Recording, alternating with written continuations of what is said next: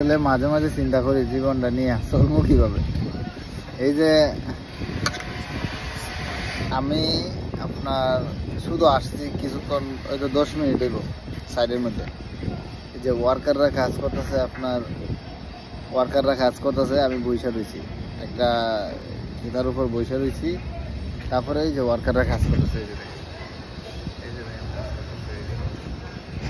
আমি 10 মিনিট হইব আসছি, তারা অন্তত পক্ষে আরো 1 ঘন্টা আগে আসছে। আমার যখন মনে করেন আমার 4:30টার থেকে 3টার থেকে সাইড আমি আসছি এখন 3:40 হয়ে গেছে। 1 ঘন্টা পরে তারা আমার 1 ঘন্টা আগে আসছে।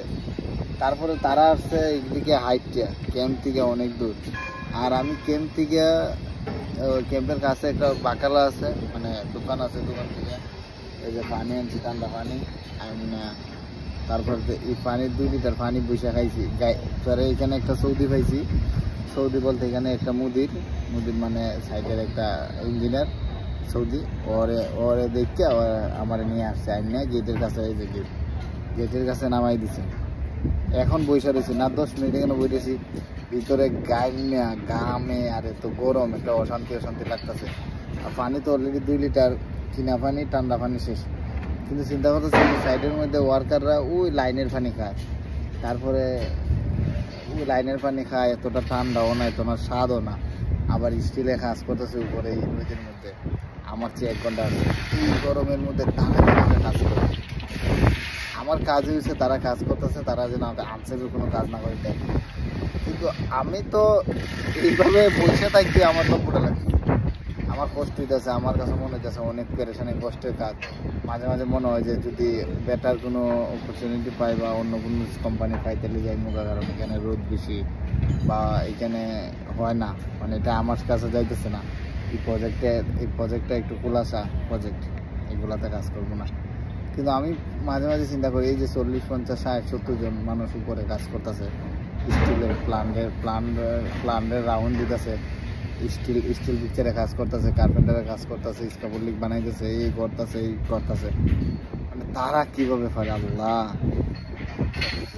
তো শুকরিয়া। মাঝে মাঝে কষ্ট হয় তাদের জন্য। এই যে এখানে এই ঠান্ডা পানি খায়, ভিতরটা ঠান্ডা হয়ে গেছে, তারপরে এই অবস্থা। কিন্তু তাদের যে একটু কষ্ট হয় না, কষ্ট হইলেও আসতে পারে না। মানে এটার কথা মনে হইলে যেন আমার হচ্ছে, আমি যে চাকরিটা করি এটা মানে দায়িত্ব হিসাবে সাইডে আসা লাগে। কিন্তু আমি যদি আরো আধা ঘন্টা পরে আসতাম কোনো সমস্যা নেই।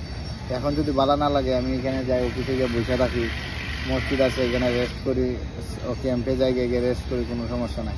কোনো মুদির আমার কিছু করবে না, কারণ আমি কোনো বসে কিছু করবো না, কারণ আমি নিজেই একজন বস। মানে আমি নিজে আমার একটা সাইট নিয়ে, আমি একটা সেফটি ডিপার্টমেন্ট একটা আলাদা সাইট নিয়ে আসি। মানে আসলে এটাই বুঝাইতেছি যে আমি যে এখানে বস মুদির, এটা বুঝানোর ইচ্ছা না। মানে আমি বলতে চাইছি এটাই যে আমি তো কাজ করি না, আমি জাস্ট বসে রয়েছি।